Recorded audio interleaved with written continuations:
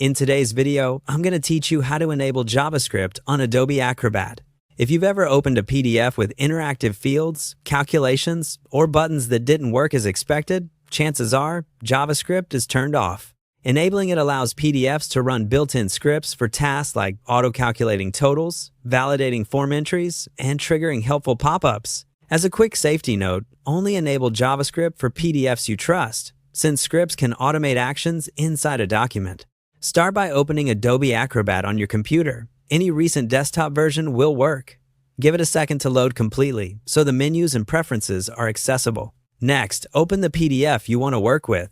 While the JavaScript setting is an application preference that affects all documents you open, it's helpful to have your target PDF on screen so you can immediately test the result afterward.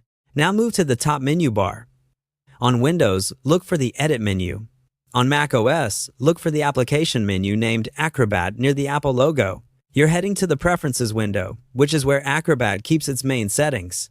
Choose Preferences. This opens a dialog with a list of categories down the left side and the corresponding options on the right.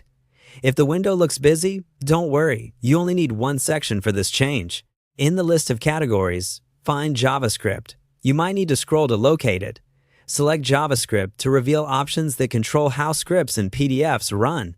This panel governs features used by interactive forms, calculations, and document actions, so it's the right place for our adjustment. Click the option to enable JavaScript, then confirm by selecting OK to save and close preferences. Acrobat may display a security prompt the first time you allow scripts. That's normal, just confirm if you trust your file and source. After enabling, try interacting with your PDF again. Click a button, tab through a form, or update a value to see any calculations run. If the behavior still doesn't appear, you can close and reopen the document or reload it to ensure its scripts initialize properly. A few quick tips. If the JavaScript option seems grayed out, make sure no modal dialogues are open and that you have permission to change settings on your device. Protected or restricted modes can limit scripting in certain environments. Also, remember that enabling JavaScript allows scripts across any PDFs you open in Acrobat, so keep it on only when you need it and stick to trusted documents.